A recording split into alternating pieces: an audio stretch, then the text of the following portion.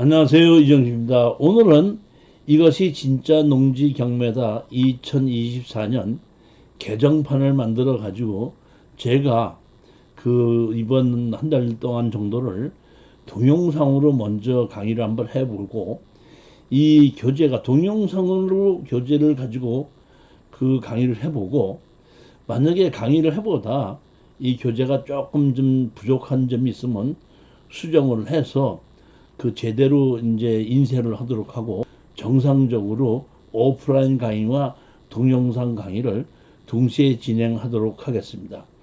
이것은 오프라인 강의를 시작하기 전에 제가 한번 강의를 해보고 교재가 올바로 만들어졌는지를 확인도 하고 강의도 해보는 그러한 과정이라고 이해를 해 주시기 바랍니다. 제가 진짜 경매다 이 책을 가지고 강의를 하게끔 되면 매주 월요일 날 오후 3시서부터 5시 30분까지, 저녁 7시부터 9시 30분까지 2시간 반씩 강의를 해서 4회 강의를 하게끔 됩니다. 근데 오프라인으로 강의를 하게끔 되면, 편집을 하게끔 되면 약 2시간 정도로 나오게끔 되고, 이것을 다시 30분 간격으로 편집을 하게끔 되면 4회가 되는 거고, 총 4회가 4번이다 보니까 16개로 쪼개져서, 다시 말하면 제일 첫째 주 월요일 날 하는 강의, 1-1, 1-2, 1-3, 1-4 이런 식으로서 2시간 정도를 가지고 30분씩 분할을 해서 이 동영상에 올릴 것이고, 맨 마지막 네 번째도 4-1, 4-2, 4-3, 4-4 이런 식으로 해서 한 번에 강의를 30분씩 나누어서 편집을 해서 올릴 예정입니다. 우선 제가 이 교재를 개정판으로 새로 이렇게 2024년도 개정판으로 새로 만들어내고 처음 하는 강의다 보니까 조금 부족한 면이 있다고 하더라도 여러분들 이해해 주시기 바랍니다. 첫 번째, 이제 농지 투자의 준비, 제가 이렇게 제목을 잡았고, 이 내용을 파트 1에서부터 파트 7까지 나누어서 이렇게 제목을 만들어 놨는데, 제일 첫 번째가 뭐냐면, 우리나라에 농지에 관한 것은 법이 살 때부터 팔을 때까지 엄청난 법이 많습니다. 왜 이렇게 법이 많이 만들어졌는지를 해서 농지에 관한 법률의 역사에 관해서 잠시 설명을 드리도록 하고, 파트 2에서는 이러한 농지법이 만들어졌던 것에서 보게끔 되면 이 FTA 후에 농업인들을 지원해 주기 위해서 상당히 많은 법률이 만들어지게끔 됩니다. 이 많은 법률이 만들어졌는데, 어떤 법률에 의해서 우리가 농업인들에게 어떤 혜택을 가는지, 나를 농업인으로 만들 수 있을 때는 어떤 식으로 만들어 가지고 어떤 식으로 어떠한 혜택을 국가에서 받을 수 있는지, 그러한 내용이 파트 2에 있습니다. 파트 3는 농지증의 신청 시 적용되는 현재 농지법의 종류, 그 다음에 농지조성비의 연역, 현재 농지보정부담금, 각종 법계의 농업인이 되는 방법. 즉 예전에는 농지원부가 있어야지만이 농업인이 됐었는데, 지금은 농업인이 될 수 있는 방법 자체의 법률 자체가 한 10여 가지가 넘어요. 그렇기 때문에 내가 농지가 없어도 어떤 식으로 내가 농업인이 될 수 있느냐, 이런 거고, 이러한 농업인이 되기 위해서는 농업인 확인서 발급 규정이라는 것이 있어, 나는 행정부에서 농업인 확인서를 발급받아서 제출해서 나는 이렇게 농업인이니까 이러한 혜택을 주십시오 하고 신청할 수 있는 농업인 확인서 발급 규정까지 제가 설명을 드리도록 하고, 파트 4입니다. 파트 4에는 원래 예전에 농지위원회가 처음부터 있었습니다. 이 농지위원회는 뭐냐면은 우리 처음에 농지개혁법일 때에 그 농사를 짓지 않는 사람은 농지를 소유할 수 없다 이렇게 돼 있는데, 그러면 저 사람이 실질적으로 농사를 짓는 사람이냐 농사를 짓지 않는 사람이냐가 누가 판단하냐 이런 얘기입니다.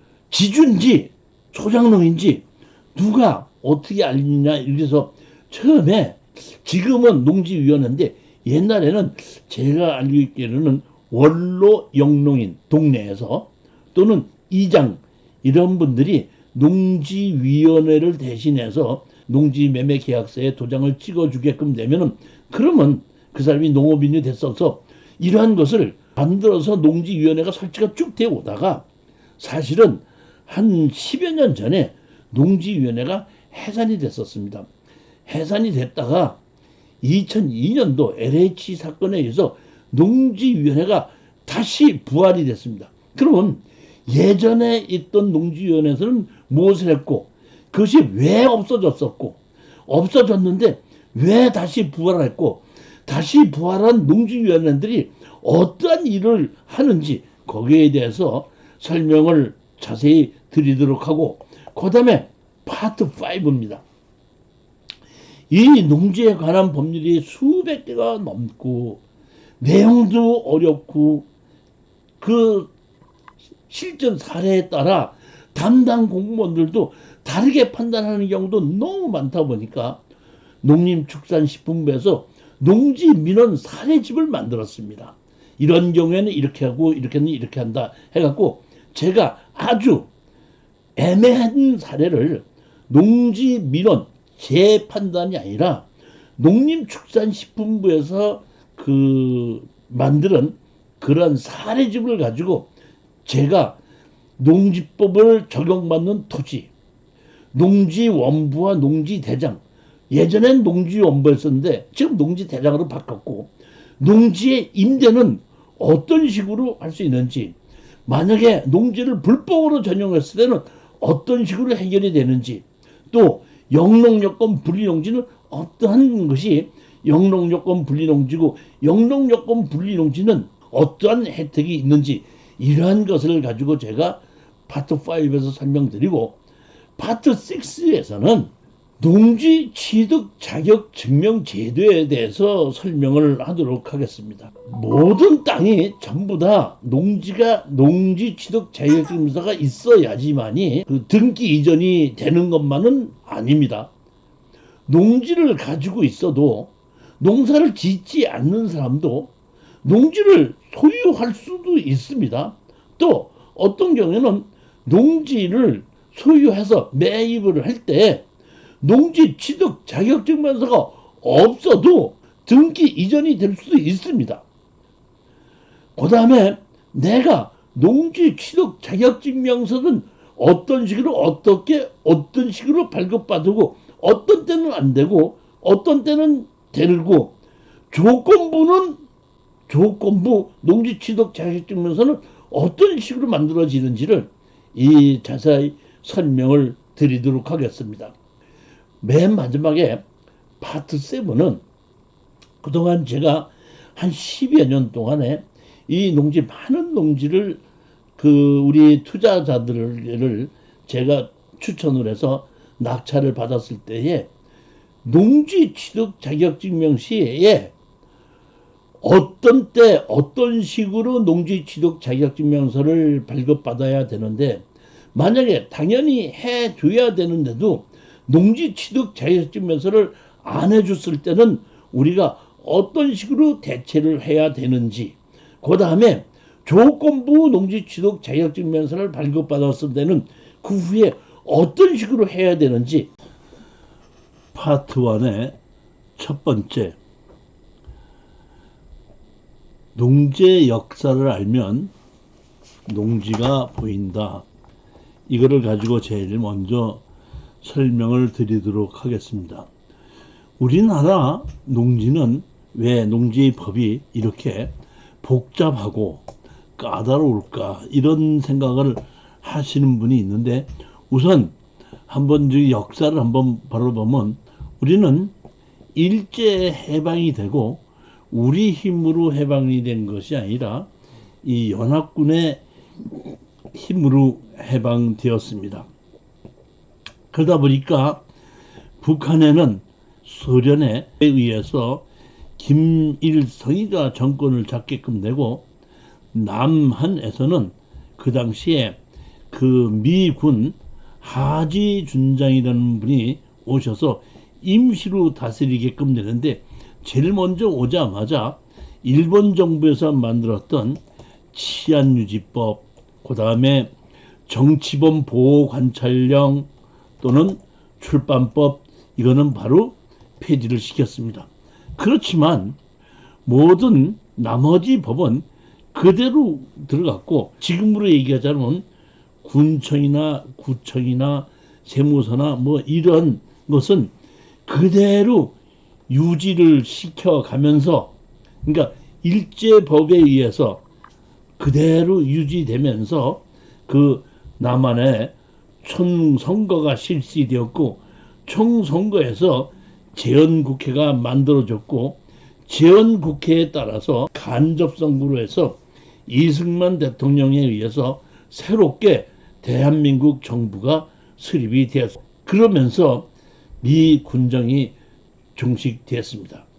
그 후 재헌정부에서 제일 먼저 만드는 것이 농지개혁법, 그 다음에 귀성제한처리법, 지적법, 이런 것을 만들게끔 됐습니다. 제일 먼저 헌법을 만들었을 때, 헌법 1947년도, 다시 말하면 이 47년도에 제정된 이 헌법 86조는 헌법에 농지는 농민에게 분배하며, 농지는 농민에게 분배하며, 그 분배 방법, 소유 한도, 소유권의 내용과 한계는 법률로서 정한다. 이렇게, 즉 이 얘기를 뭐냐면 1947년도에 만들어진 헌법에 농사를 짓지 않는 사람은 농지를 소유할 수 없다고 만들어 놓고, 농지는 농민에게 분배하며 그 분배 방법, 소유 한도, 소유권 내용과 한계는 법률로서 정한다고 되어 있는데, 이것이 뭐예요? 농지개혁법입니다. 근데 농지개혁법을 만들면서 또 다시 만드는 것이 귀속재산처리법, 그 다음에 지적법 같은 것도 같이 만들어진 겁니다. 귀속재산처리법은 일제시대에 우리가 통치를 받던 일본 사람들이 우리나라에 와서 그 농지의 주인이었던 적이 있었는데, 그 본국으로 개항시다 보니까 그러한 농지가, 주인이 없는 농지가 그대로 남아있고, 지적법에 보게끔 되면 전답 과손이 만들어졌고, 전답 과손은 농지의 대상이 되는 겁니다. 즉, 이 농지개혁법이 만들어질 당시에 보면은 귀속제한처리법, 지적법 세분화돼서 만들어지게끔 됩니다.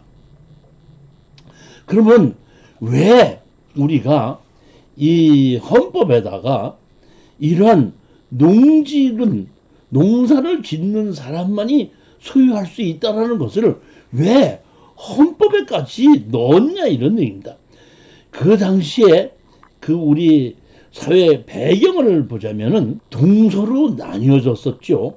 우리가 남북한도 나뉘어졌는데, 북한에서는 공산주의, 남쪽에서는 자유민주주의, 이 세 개가 이분화되는 겁니다. 공산주의와 자유민주주의로. 그러면 그 당시에 공산주의가 아주 창궐을 할 때인데, 그 공산주의가 왜 그렇게 창궐이 됐었느냐, 그 이유를 우리가 한번 생각해 보자는 겁니다. 옛날에는 우리나라는 지금 민주주의가 아니라 예전에는 전부 다가 어느 나라든지 왕권 국가였었죠. 그러니까 왕권 국가다 보니까 그 왕이 그 나라의 토지를 전부 다 주인 노릇을 했었죠. 그러다가 그런 왕이 자기 자식, 형제 또는 자기에게 충성을 했던 신하들에게 많은 땅을 하사를 하게끔 됩니다. 그 많은 땅을 하사를 받은 그 왕의 임금의 형제나 신하들은 평생뿐만 아니라 대를 이어서 농사를 짓지 않고도 소작농들이 농사를 짓는 것을 그 지주에게 갖다 바침으로써 평생을 대대손손이 먹고 놀고 이렇게 지내고, 그러한 땅이 없는 일반 서민은 태어나서부터 평생을 죽도록 그 소작농을 해야 되는 것이 그 당시의 상황이었기 때문에 이런 것은 잘못된 것이다. 따라서 모든 농지, 땅은 국민들이 공평하게 가져서 농사를 짓는 농지는 공동으로 같이 농사를 지어서 거기에 나온 농사를 짓는 사람들이 같이 나누어 갖자 하는 것이 공산주의 국가의 효시였었고, 그렇게 해서 우리의 북쪽은 공산주의 국가가 됐고 우리 남한은 민주주의 국가가 됐습니다. 이 당시에 제가 보기에는 우리 이승만 정부에서도 생각을 해봤을 때에 이 농지는 전, 답, 과수만, 그러니까 일반적인 공산주의 국가에서는 그 땅 전체를 수용을 하였지만은 우리 자유민주주의 국가인 대한민국에선 전, 답, 과손을 국가가 갖는 것이 아니라 농사를 짓는 농업인들만이 소유할 수 있다고, 그런 식으로 우리가 바꾼 것입니다. 제가 알고 있기로는 이 세계에서 유일하게 농지는 농사를 짓는 사람만이 소유할 수 있다 하는 것이 대한민국에만 있는 것이 아닌가, 이렇게 생각이 됩니다. 그래서 이때 농지개혁법을 만들면서 농지를 매매를 할 때에 농지 매매 증명서라는 것이 만들어지고, 농지 매매 증명서가 없으면은 등기 이전을 해주지 않았던 것이 지금의 농지 취득 자격증명서의 효시라고 보면 됩니다. 지금은 우리가 농지 취득 자격증명서를 발급받으려면 내가 이 농지를 사서 이러이러한 식으로 이런 농사를 짓겠다 하고 제출을 하면 심사를 해서 받을 수 있었지만은, 그 당시에는 예전에 농업인이 아니었으면 일반인들은 그 농지를 취득할 수 없었다는 얘기입니다. 그러면 그 사람이 예전에 농업인인지 아니었는지를 누가 어떻게 알아내느냐, 이런 얘기인데, 그것은 제가 알고 있기로는 그렇게 농지를 소유할 때에 전혀 다른 곳에 있는 농지를 소유하지 않고 아마 자기가 살고 있는 근처에 농지를 소유하게끔 되고, 그 사람이 예전에 다른 곳에서 다른 사람의 소작농으로 일했던 것을 그 동네에 있는, 지금으로 얘기하자면 이장님이나 그 동네에서 원래 원로 농사를 짓던 사람들이 그러한 사람을 그렇다고 인정을 해주게끔 되면, 그러면 농지 매매 증명서에 그 도장을 찍어주고, 그러면은 거기에 의해서 농지 매매 증명서에 의해서 농지를 팔고 살 수 있었지 않은가, 이런 생각을 하게끔 됩니다. 이렇게 해서 쭉 지내오다가 1970년대 박정희 정부에서 이 농지개혁법을 농지의 보존과 이용에 관한 법률로 다시 바꾸게끔 됩니다. 49년도에 만들어진 농지개혁법이 73년도다 보니까 한 24, 5년 정도를 농지개혁법을 만들어서 집행을 해오다 보니까 제가 판단하기에는 농사를 짓지 않는 사람들이 농지를 소유하는 것은 거의 없어졌다고 봅니다. 그러면 1970년대에 들어서서는 우리가 생각해 보는 게, 우리가 50년도에 6.25 전쟁이 났었고, 그 당시에 6.25 전쟁이 나면서 북에서 많은 피난민들이 남쪽으로 내려왔고, 남쪽으로 내려오면서 제가 알고 있기로는 그 당시에 한 10여 년 동안에 전쟁이 끝나면서 인구는 폭발적으로 많이 늘어났으나 우리의 식량은 부족했습니다. 그러다 보니까 박정희 정부에서 이 농지를 농지계약법에서 농지의 보존과 이용에 관한 법률로 바꾸게끔 되는데, 농지의 보존과 이용에 관한 법률의 핵심은 농지는 현재 다른 목적으로 사용할 수 없다. 즉 다른 목적으로 사용하려면 농지 전용 허가를 받아야 된다는 것이 핵심입니다. 또한 농지를 전부 다 상대 농지와 절대 농지로 나누어서, 절대 농지는 농지 전용을 하게끔 됐을 때는 농지 전용 부담금이라는 걸 따로 만들어서 제출해서 다른 곳에다가 그만큼의 농지를 만들 수 있게끔 만들었던 것이 이 원조고, 또한 농지를 갖고 있는 사람이 농사를 짓지 않을 때는 국가에서 다른 사람이 농사를 지을 수 있는 사람을 지정을 해서 농사를 짓도록 하고, 그 사람이 여태까지 농사를 지어서 농업인이었으나 농지를 소유하면서도 농사를 짓지 않는다는 얘기는 그 사람이 농업인으로서의 자기의 직업을 포기했다고 봐야 되기 때문에 그러한 농지는 강제로 매수할 수 있게끔 법을 만들었습니다. 또한 농지에 전, 답, 과수원이 있는데 과수원이 빼놓은 전, 답에는 다년생 식물을 지을 수 없게끔 만들었던 것이 농지의 보존과 이용에 관한 법률이었습니다. 이렇게 해서 많은 농지의 보존과 이용에 관한 법률이 쭉 다시 오다가 80년대 들어서서 경제가 발전이 되게끔 됩니다.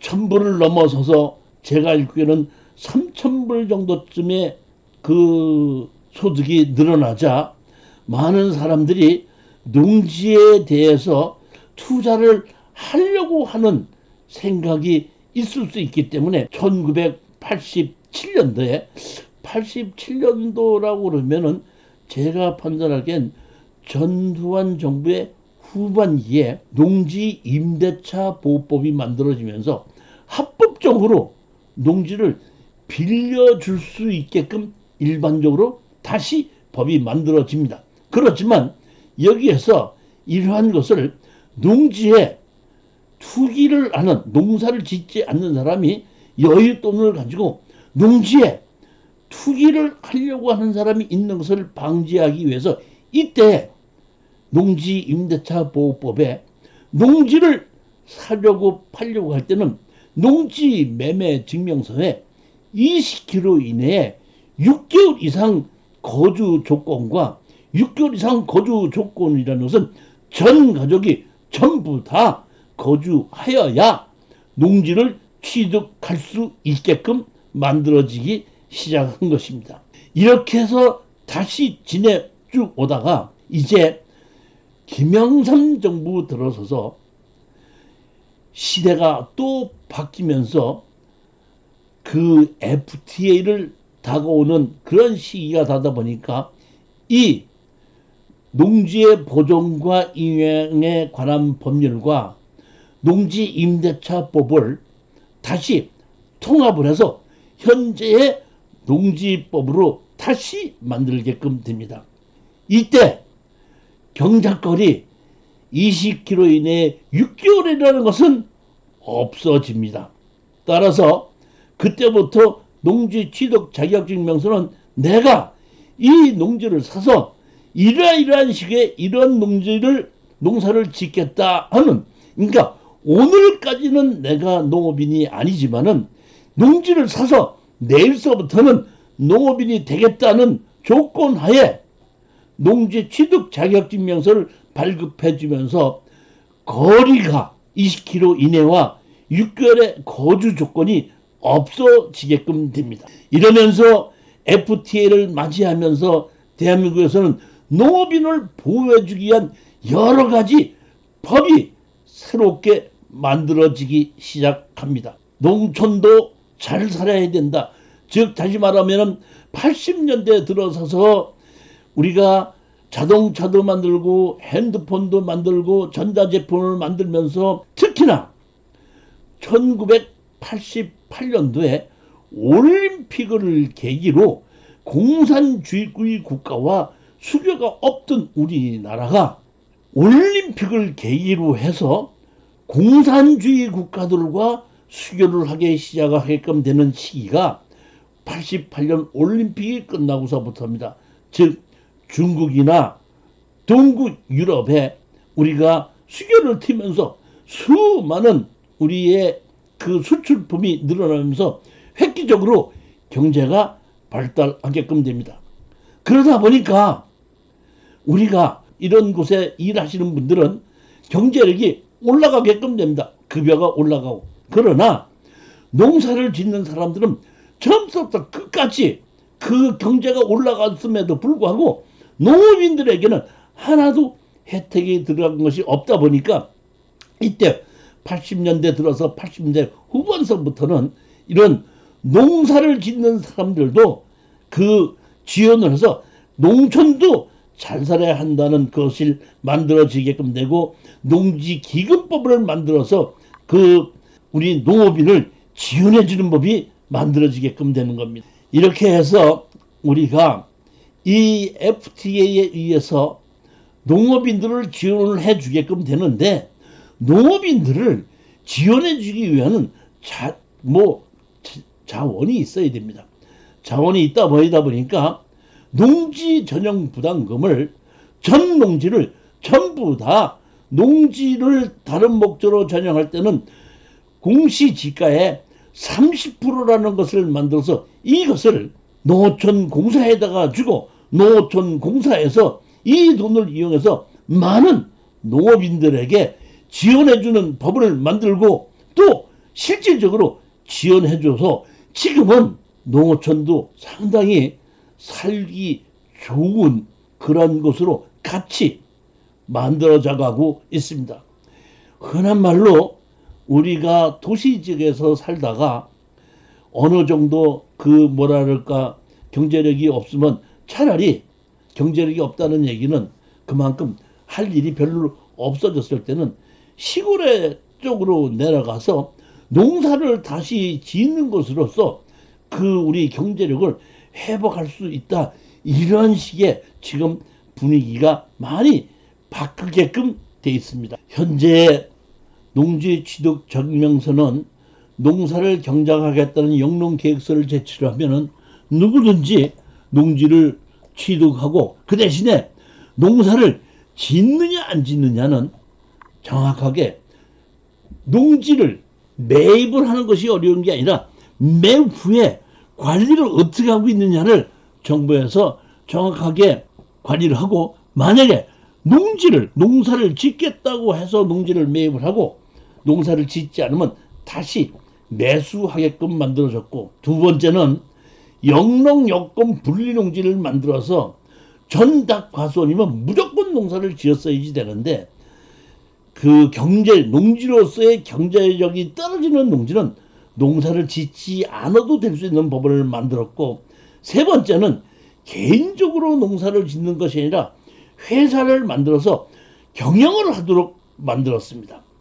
그 다음에 네 번째는 농지의 임대차를 공식화해서 내가 농사를 짓기 위해서는 내가 농지를 사지 않고 농사를 빌려서라도 농지를 지을 수 있게끔 그러한 법도 만들었고 다섯 번째는 이렇게 열심히 농사를 짓다가 그러한 짓던 농지를 담보로 연금을 지급할 수 있게끔 만들어졌고 그 외에도 농사를 현재 경작하는 농민을 위한 복지 혜택이 수없이 많이 만들어져 있습니다. 이러한 것을 다음 시간에 다시 한번 내용을 가지고 설명을 드리도록 하겠습니다.